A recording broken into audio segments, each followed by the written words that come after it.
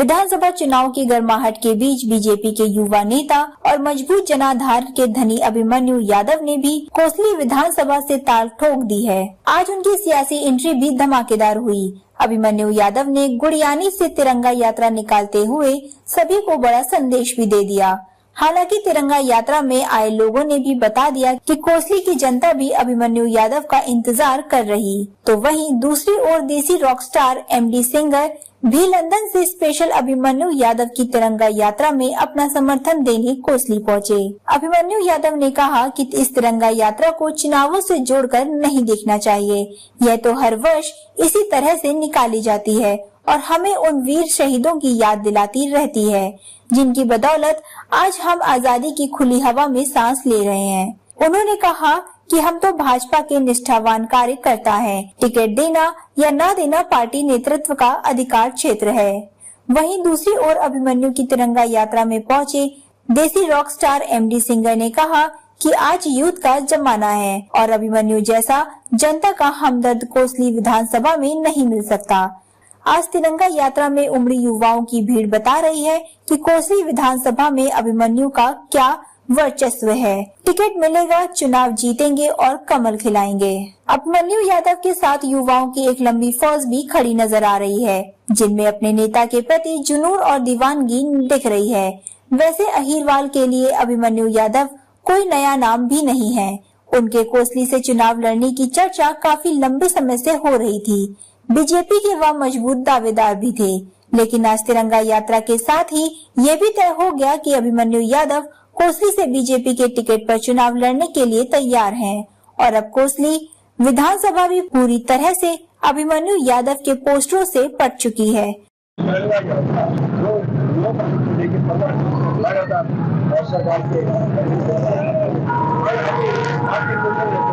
यहाँ से तिरंगा यात्रा निकाली जा रही है, क्या कहें?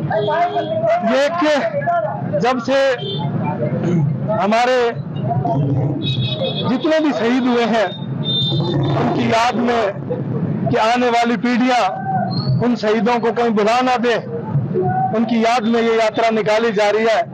क्योंकि हर साल 15 अगस्त 1947 को जब से देश आजाद हुआ है, उन शहीदों की याद में ये यात्रा निकाली जाती है। आज इस देश में जो अमन चैन है वो सारा उनके कारण है। शहीदों ने जो जिस तरह से शहादत दी थी उनकी याद में ये तो कुछ भी नहीं है। पूरे देश में एक देशभक्ति का माहौल बने, उन शहीदों को याद किया जाए, उनकी प्रतिमाओं पे फूल मालाएं चढ़ाई जाए और आने वाली पीढ़ियों को एक प्रेरणा दी जाए कि वो आने वाले शहीदों को सदैव याद रखे और देशभक्ति को ध्यान में रखते हुए उसी तरह से देश में काम करें।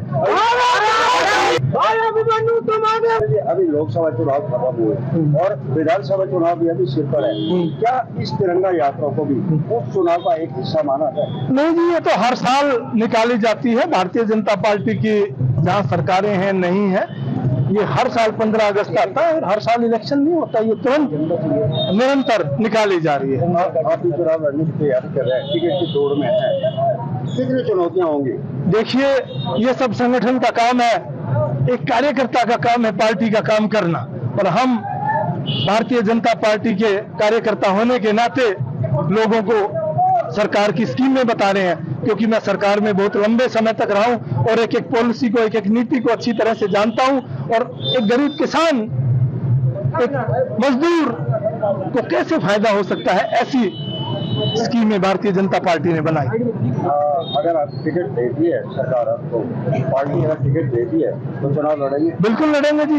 हर कार्यकर्ता का अधिकार है पार्टी से टिकट मांगना, और जिसको भी देती है उसको सारी पार्टी इकट्ठा होकर चुनाव लड़ाती है। और ये सब जितने भी कार्यकर्ता हैं भारतीय जनता का प्रचार गांव-गांव में जाके कर रहे हैं। लेकिन कोसली विधानसभा में एक अनाज 100 बीमार वाली बात है, कई लोग टिकट की दावेदारी कर रहे हैं। अच्छी बात है जी, ये तो बहुत बढ़िया बात है कि ज्यादा कार्यकर्ता भारतीय जनता पार्टी की नीतियों तक को, बहुत ज्यादा कार्यकर्ता भारतीय जनता पार्टी की नीतियों तक गरीब किसान, मजदूर और व्यापारी वर्ग तक पहुंचा रहे हैं। ये बहुत अच्छी बात है। पार्टी से लगातार जुड़े हुए हैं, कितना आश्वस्त है टिकट को लेकर? देखिए, मैं जो है ना ये बात ही नहीं करते, संगठन का काम है, हमारा काम ही नहीं है। हमारा एक भारतीय जनता पार्टी के कार्यकर्ता का काम पार्टी की नीतियों तक जन जन तक पहुंचाना है। भारत माता की जय।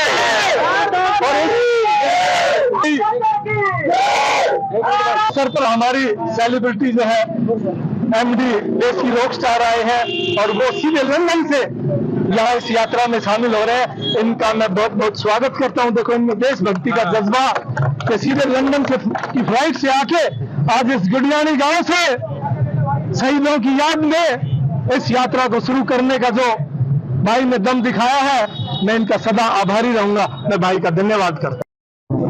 सीधे लंदन से यहाँ देखो, मैं सबसे पहले आप सभी को चैनल के माध्यम से सभी को प्रणाम है मेरा। और मैं एक बात बोलना चाहूंगा, जैसे मैं यहाँ युवा का जो जोश है वो इतना जबरदस्त जोश है।